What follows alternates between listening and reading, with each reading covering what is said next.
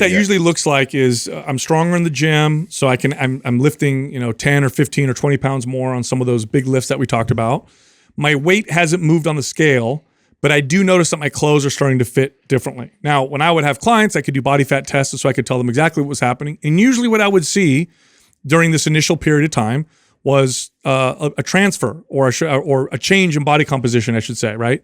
Body fat went down, muscle went up. And it usually is about the same. In other words, they gained 2 pounds of muscle, lost 2 pounds of body fat, something along those lines. So the scale hasn't changed, although we have more muscle, less body fat, meaning they have a faster metabolism, they're stronger, and they're smaller. This is another important point to make here, is that muscle is dense in comparison to fat. It takes up something a little bit more than 3/4 the space that body fat will take up. So if you lost 15 pounds of body fat and replaced it with 15 pounds of muscle, you would weigh the same, but you would lose almost 1/4 of the size on your body. You look significantly smaller, even though the scale stayed exactly the same. You'd be smaller. And so what you should expect if you're not doing body fat tests and stuff is like, okay, I'm stronger, my weight's the same, but I feel different. My body feels tighter and my clothes fit a little differently. In men, it usually looks like the waist is a little looser. In women, same thing. You also may notice as a woman that around the butt might feel a little tighter. Don't freak out. It's because your butt is probably building. And I want to say that because sometimes people freak out. Like, I thought you said I was going to get smaller. Well, the butt's a muscle. It tends to lift and build a little bit.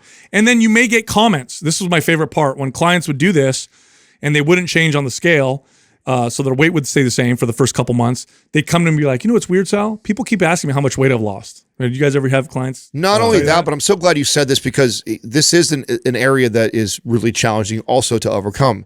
You tell a client to increase calories, you tell them to focus on building strength, and not only maybe does the scale not move in the direction they want, but then they also start filling out their clothes and their clothes look tighter.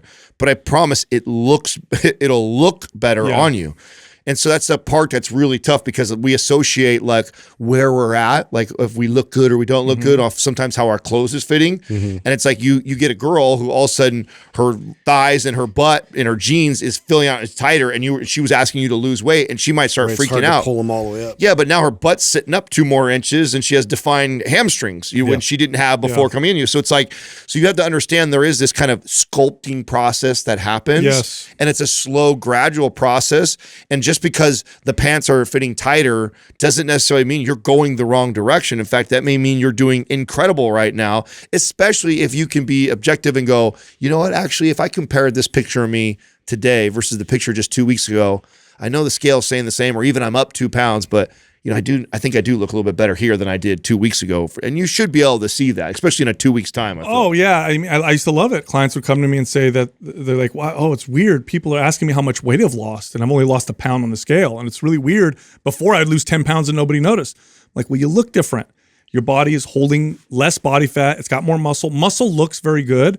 I mean, a 150 pound female at 20% body fat versus a 150 pound female at 32% body fat, same height and everything, if you saw them stand next to each other, would look dramatically different. Dramatically different. You could do this with a 200-pound male as well.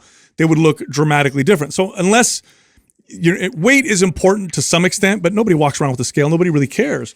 It's really about how you feel, of course, how you look, your health, and body fat just takes up a lot of space. And unless once it gets past a certain point, it doesn't look good. Muscle looks really good, is tight and sculpted. And so in these initial stages of boosting metabolism, I want to be very clear. In the initial stages, you should expect to not lose any weight. You should expect to look and feel different, but you should not expect to lose any weight. You should expect to be stronger and start to see the initial effects of the metabolism boosting. This one's really important, and that is to phase your training. If somebody trains for a full year doing a bench press and they're always aiming for 5 reps, if you compared that person to a person who did bench press where they did 3 or 4 weeks of 5 reps, but then they did 3 or 4 weeks of 12 reps and then 3 or 4 weeks of, let's say, 15 to 20 reps, and then they'll throw in some supersets.